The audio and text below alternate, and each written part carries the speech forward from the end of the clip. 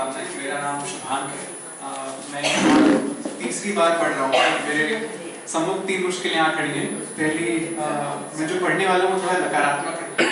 दूसरा, इतना सुंदर सम्मेलन हुआ और मैं आखिरी में पढ़ रहा हूँ। और सबसे मुश्किल, गौड़ अंकल की अभिभूत करने वाली कविता की बात पढ़ रहा हूँ, तो मेरे लिए बहुत कठिनाई है, पर मैं शुरू करता हूँ। तो शीर्षक है कागजी सपने। एक कहानी है सपनों की।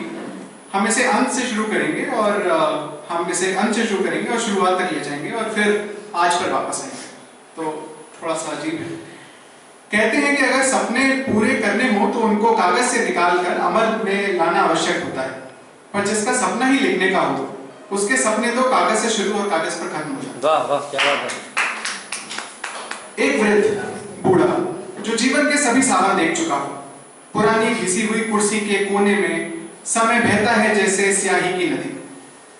उधड़ी जिल्द और भूली हुई कहानियों के धुंधले पन्नों में जैसे बीती हो एक सदी।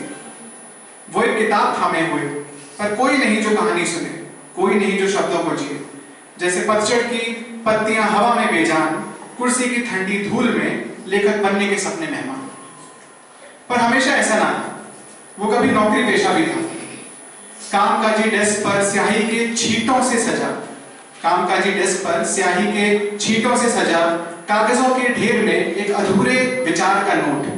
भारी काम की टेबल पर, काम की टेबल जो बहुत भारी है, भारी काम की टेबल पर जहां शब्दों के सपने दबे हुए हैं। एक कलम जो लंबे समय से काम में नहीं आई, एक सटीक विचार जो कभी पूरा नहीं हुआ। जैसे शब्दों का सपना धुंधले आसमान में कहीं खो गया। ना मैं वो कलम, ना मैं वो विचार, मैं तो बस स्याही की वो छींट हूं जिसमें अनेकों उपन्यास समाये थे, अनगिनत विचारों का समावेश था, पर खुद की उम्मीद पर खरा न उतर पाया।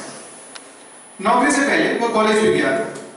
कक्षा की मंद रोशनी में शब्द कभी उसके मन के किनारे पर रखते थे और एक धुंधली छाप छोड़ जाते थे। विचार जो जिंदा है, स्याही का वो वादा जो भविष्य के सपनों में है, और समय की धूल भी अभी कोसों दूर है। कहानियां जो लिखी जानी है और सपने जो अभी पूरे हुए हैं। और फिर लिखा तो कुछ कविताएं लिखती, कुछ शेर, कुछ नाटक और कुछ कहानियां। पैसे और ओहदों की कोई भूख नहीं थी, जोड़ी थी अपने हिस्से बस 4 तालियां। पर यह सब शुरू कहां से हुआ था? 7 बरस की नन्ही सी जान, एक बच्चे की आंखें चमत्कार से भरी, कविताएं फड़फड़ाती जैसे तितलियां। सुबह के अखबार की गोद में उनकी तुकें जैसे रंगीन सपनों की बुनाई। स्याही जीवंत, संभावनाओं की एक अंतहीन नदी। हर कविता एक चिंगारी, एक रोशनी और एक दूर के भविष्य की सुनहरी छवि। फिर हम आते हैं आज में। मैं एक अनोखा पर बेढप, लंबा कद और भीड़ में कहीं खो जाने वाला। बुझी बुझी मेरी आंखें घर से ऑफिस, ऑफिस से घर, सभी गुड़कियां खाते, उम्मीदों के बदल से लाते। काम से थका हारा जब भी कहीं पहुंचता हूं, कोई 2 अच्छे शब्द कह दे मेरे शब्दों को, तो अगले दिन लिखने की, डांट खाने की, समाज में मुंह दिखाने की थोड़ी ताकत मिल जाती है। और उस कामकाजी डेस्क पे पड़ी स्याही के छींटों को कुछ आकार देने की आशा बन जाती है। पर ऐसा कुछ हो ना सका। यह सब कुछ मेरी आंखों के सामने हुआ। विचार आए पर शब्दों में ना उतर पाए। कलम में स्याही तो थी पर वो कुछ न लिख पाई। लगा आसमान टूट पड़ा, उस पर टके हुए ख्वाबों के संग में सितारे बिखर गए। देखते देखते किताब के पन्नों का रंग पीला पड़ गया। मेरे कलम भी फूल की तरह टूट कर घर कर आया।